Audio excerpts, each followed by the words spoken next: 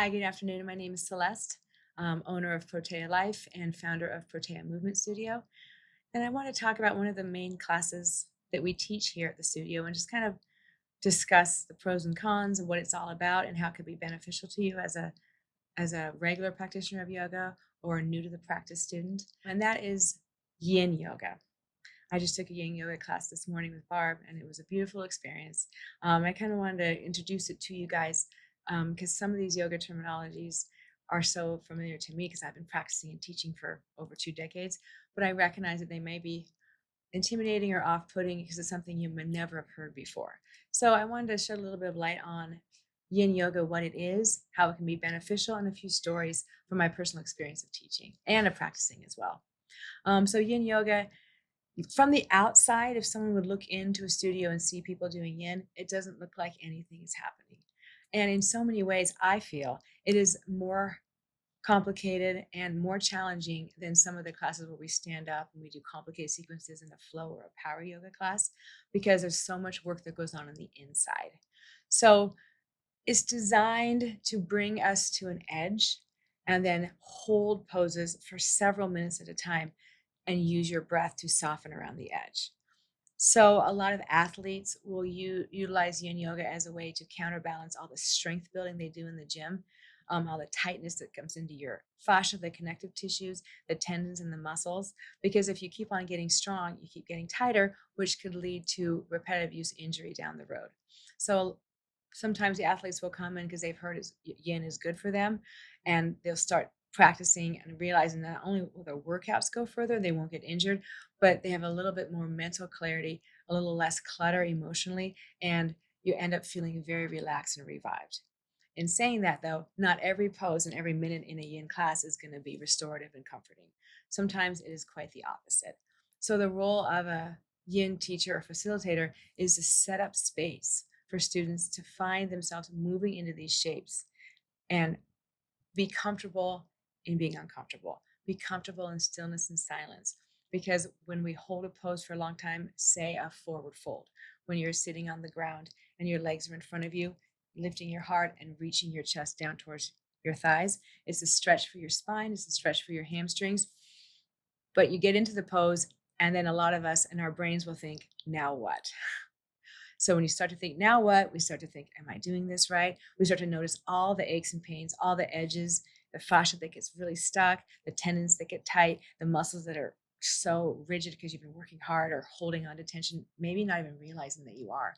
So when we hold space as a teacher, we might speak to a couple things to focus on, remind students to quiet their mind.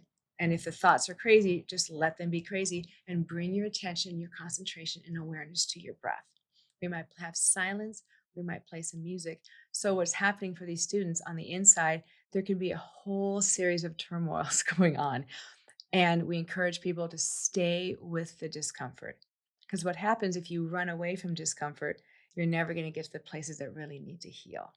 So one of the phrases I'll use when I teach Yin is we have to feel in order to heal. We don't have to feel too overly attached to sensation, but we can't ignore something and expect to heal from it and recover from it. For example, if you have tight shoulders, we might offer a pose that starts on your stomach with one arm out and you roll over onto your side to get into the tight shoulder. And the first instinct in our minds might be to get the heck out of there because it hurts. So what we do as a practitioner is say, I know this might be tight or edgy if you have shoulder projects or recovering from an injury or sitting in a desk all day with your shoulders tight. What you do now is you just notice and recognize the discomfort, notice the edge, and then you hold the pose for a couple minutes, identifying deeply with your breath. And we encourage noises to happen. Make as much noise as you need to allow yourself to kind of find those shakes so you can finally tap into stillness and quiet. Sometimes that means a quiet mind. Sometimes it's a quiet, still body, but your mind is going in overdrive. And we encourage students to hold that, because what happens is we start to find a place of peace through and around the edges of discomfort. So when we're not focusing on our thoughts, when we let some of that expectation go, we can really go into the breath, and then the body starts to slowly release and relax. And then we come out of the pose, we always encourage what I call a rebound. So not going to the next side quickly, not moving quickly out of it, because again, the brain will say, slingshot out of this, get out of this pose really quickly. So we'll always cue, come out as slowly as you need to and find a counter pose that feels good. So sometimes it doesn't have to be a yoga name or a shape or a pose. It can just be you moving your body to release a shape that you just held, accessing an edgy tight area for 3 to 4 minutes. So then the teacher will usually try and create a sequence that targets specific areas of the body. For example, if you do a forward fold, we'll do a counter pose, some sort of a back bend shape. And if we do a side stretch, we'll also do some sort of a twist for the spine. So you may be coming to a yin class that's 60 minutes, and all you did in that 60 minutes was 5 or 6 poses, because there's time for both sides, there's time for the rebounds, and then there's time for complete relaxation and integration at the end. And sometimes you will find I had someone come to my class a couple of years ago who was an athlete, and he was in a hip opening pose called a pigeon pose, was not expecting any emotional breakthroughs, but he ended up crying in class and did not know what was happening. And I just went over there, my hand on his back, and said, our hips carry a lot of tension. Our body holds on to tension, even though the brain might want us to get past something that was traumatic. It doesn't have to be a physical trauma. It can be something emotional or mental that we didn't realize we were carrying. So when you hold some of these edgy shapes, you don't run from the edge, but you start to trust the process of breathing around and through the edge, and things that are unconscious in our mind, but our body knows needs to let go, will slowly start to release and let go. So it's a very powerful practice to witness and to facilitate, and also to do yourself. A lot of people will do yin yoga at home. It doesn't have to be a whole 60-minute class. You can find 10, 15-minute, 20-minute sequences to do at home to help you calm your brain down to get ready for sleep.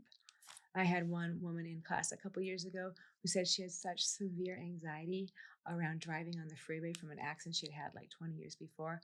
And she started coming to yin yoga regularly, crying on her mat, understanding that she didn't have to problem solve anything. She just let herself feel to heal.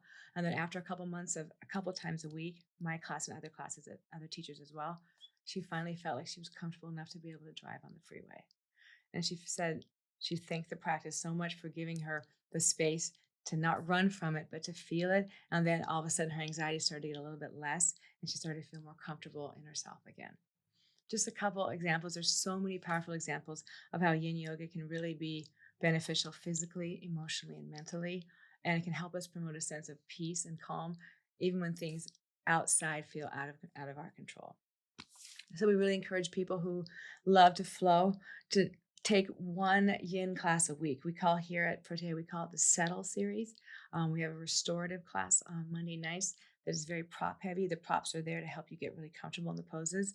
And then we have a couple noontime, which is a great reset for your day, especially if you have a stressful job or a stressful period of your life when you're really busy, to carve out an hour from 12 to 1 to come get on your mat. You're laying down, you're not sweating. Sometimes you sweat when you hold on to a pose that's really edgy, but giving yourself that permission to slow down and be still and allow yourself to feel, so you can start to heal, not only physically, but those other aspects of your life as well.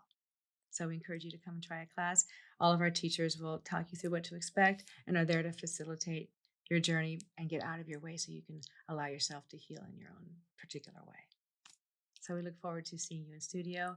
Reach out with any questions and have a beautiful day.